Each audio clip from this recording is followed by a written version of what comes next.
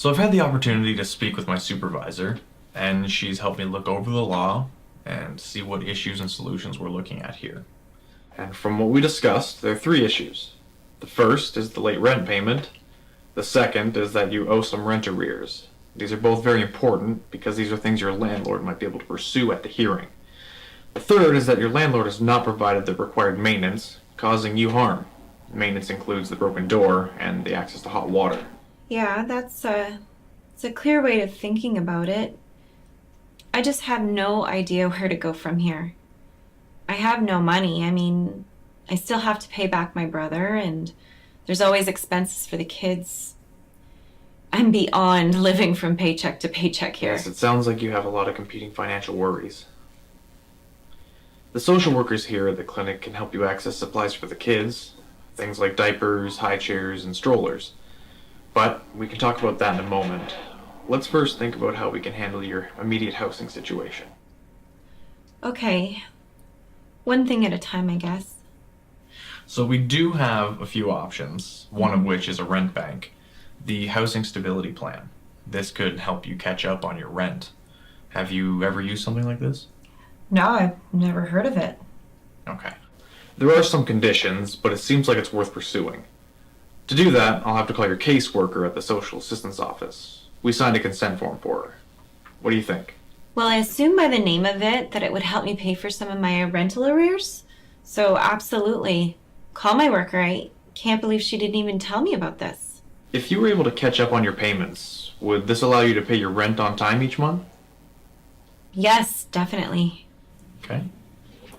And if you had the housing stability support and you were paying your rent on time each month, do you think this might give your landlord The incentive to discontinue the eviction?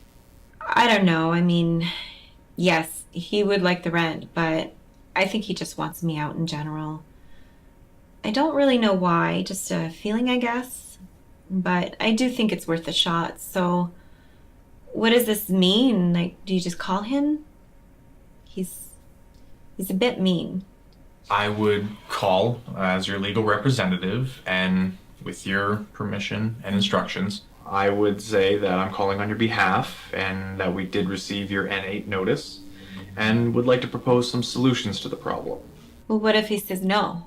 Well, he might say no, or he might propose another solution, and you and I can discuss that solution and see if it works for you. If not, we would go to a mediation at a hearing. What's a mediation? It usually happens the day of a hearing. Basically, you meet with someone who tries to help you come to an agreement. This person's called a mediator.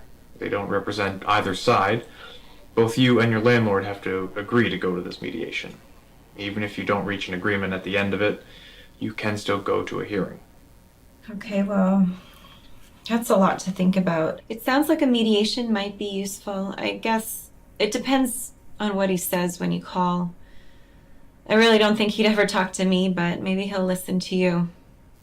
Okay, let's talk more about exactly what points you want me to say. And let's compare any options we come up with against what's likely to happen at the hearing. So you have been late and do owe some arrears. Your landlord has not fulfilled his responsibility to make repairs and could owe you some money if we go to hearing. This leads to weaknesses in both sides of your cases. If neither of you want to negotiate, we may have to go to a hearing. I'm not sure what will happen at that hearing, but if you have the housing stability plan, then that would significantly change things. Okay, well, I think I need to know more before I can make any decisions. Well, good point. Let's call your worker. Okay.